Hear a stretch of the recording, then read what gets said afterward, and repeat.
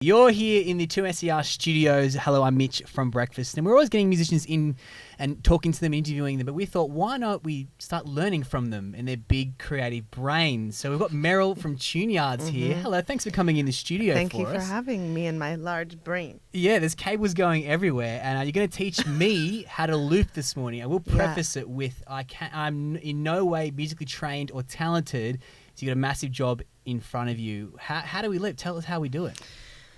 Don't worry, you don't need any musical ability to do this at all. Okay. Okay, the very basic stuff. So what we have is a loop station made by the Boss company. The Boss. Boss. It's the boss of me, for sure. So basically what you do is when you press it once, it's recording. When you press it the second time, it stops recording. Okay. And it repeats what you've just recorded. Oh. And then you press it a third time, and you're overdubbing onto what you've just recorded. Does that make sense? Okay, I think so. It's too easy. Okay, so here's the microphone. All right. Okay, so you can just talk. How about that? How about you just count? That's kind of what we were doing before. Okay. Okay, just start counting.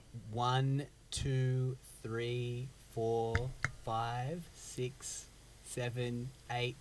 5, 6, 7. It's my voice. 5, 6. Okay, now we have to explain to our audience that this, for some reason, between the American power that I have and the cable, it sounds unbelievably like the 1920s. Like this is the most rudimentary recording device on Earth. But I like the vintage kind of feel. That's very cool now. I think that actually makes it sound better than it actually would if it was working 100%. So what would you use this for in like one of your songs, for example?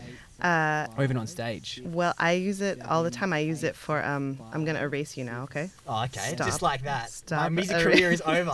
Such a short. No, I think we can give it another shot. But basically, there's 1, 2, 3 o'clock, 4 o'clock walk. 1, 2, 3 o'clock, 4 o'clock walk. 1, 2, 3 o'clock, 4 o'clock walk. 1, 2, 3 o'clock, 4 o'clock walk. Oh, wow. 1, 2, 3 o'clock, 4 o'clock walk. 1, 2, 3 o'clock, 4 o'clock walk. 1, 2, 3 o'clock, 4 o'clock. There's many Merills. It's too easy, Miles. The many Merills. So that's what I do. And then we play to that, which is the most infuriating part for the rest of the band because they have to have that so loud in their monitors that they can play drums and sing along with that. So by the end of a tour, like you've just been on, all over the country, all over the world as well, they pretty much hate your voice by the end of the tour. Is that right? Loathe it, I'm sure.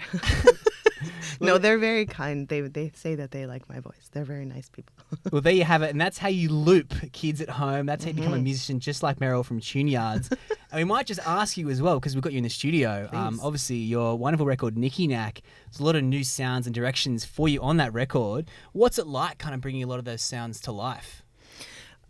Wonderful. I mean, it's been really crazy actually to do it. I think most people thought, including myself, how the heck do we bring this album that we really did all in the studio? How are we going to do that with 5 people on stage? So it's been a real pleasure. And songs like that, where we kind of had to get inventive about how to make these layers happen in real time, versus just in the recording studio. So yeah, it's been super fun. A lot of your music has a sort of strong sort of danceability to it. You got to be able to dance.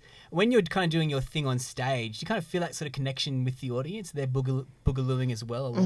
Well, it was a Monday night yesterday, in Sydney here when we played at the Oxford Art Factory, and most people were kind of quiet, probably after the long weekend, and they were like, I just had a long day of work, and they were pretty, just quiet, just polite kind of.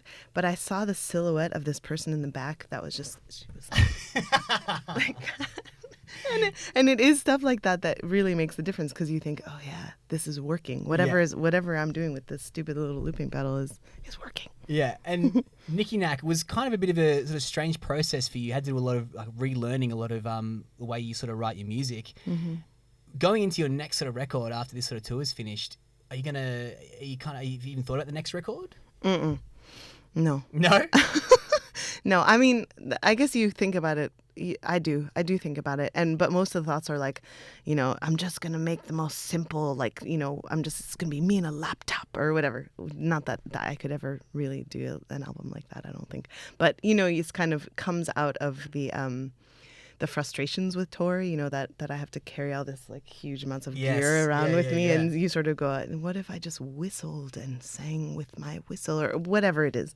You just so I've learned not to make huge decisions while on tour because it's all coming from a place of negativity. Maybe a record just full of looping. I think you maybe just counting for like 11 or so tracks. Right, counting. Actually, would you be able to A guest? You want a guest kind of on the album? Absolutely. I'd be definitely happy to. Look, all I need you to do is count. Just count. Okay. 1, 2, 3, 4, 5, 6, 7, 8, 1, 2, 10. Forgot how to count then. That was really great. 13, 15, 16, 17, 18. It's a hit. Dude, you sound like the Beatles. It's a hit. It's a hit.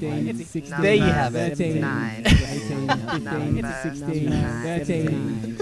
There you have it. Merill from tUnE-yArDs dropping in the studio, teach us how to loop. We'll see you next time, everybody. Bye.